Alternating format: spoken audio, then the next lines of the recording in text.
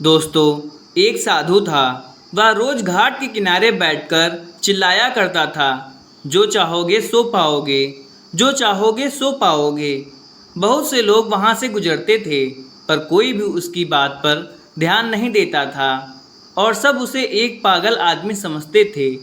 एक दिन एक युवक वहां से गुजरा और उसने उस साधु की आवाज़ सुनी, जो चाहोगे सो पाओगे, जो चाहोगे सो पाओगे। और आवाज़ सुनते ही उसके पास चला गया। उसने साधु से पूछा कि महाराज, आप बोल रहे थे कि जो चाहोगे सो पाओगे, तो क्या आप मुझको वो दे सकते हो जो मैं चाहता हूँ? साधु उसकी बात को सुनकर बोला कि हाँ बेटा, तुम जो कुछ भी चाहते हो मैं उसे ज़रूर दूंगा, बस तुम्हें मेरी बात माननी होगी। लेकिन पहले ये तो बताओ कि तुम्हें आखिर चाहिए क्या? युवक बोला कि मेरी एक ही ख्वाहिश है, मैं हीरो का बहुत बड़ा व्यापारी बनना चाहता हूँ। तब साधु बोला कि कोई बात नहीं, मैं तुम्हें एक हीरा और एक मोती देता हूँ। उससे तुम जितने भी हीरे मोती बनाना चाहोगे बना पाओगे।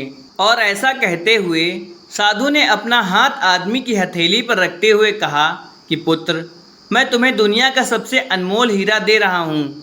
लोग इसे समय कहते हैं। इसे तेजी से अपनी मुट्ठी में पकड़ लो और इसे कभी मत गंवाना। तुम इससे जितने चाहो उतने हीरे बना सकते हो।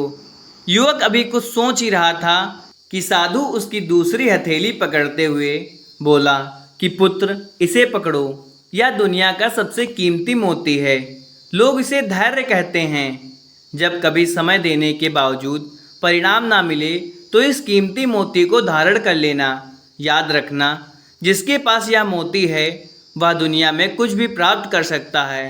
युवक गंभीरता से साधु की बातों पर विचार करता है और निश्चय करता है कि आज से वह कभी अपना समय बर्बाद नहीं करेगा और हमेशा धैर्य से काम लेगा।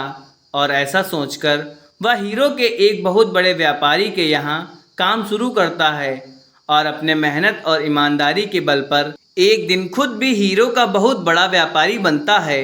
समय और धैर्य वह दो हीरे मोती हैं जिनके बल पर हम बड़े से बड़ा लक्ष्य प्राप्त कर सकते हैं।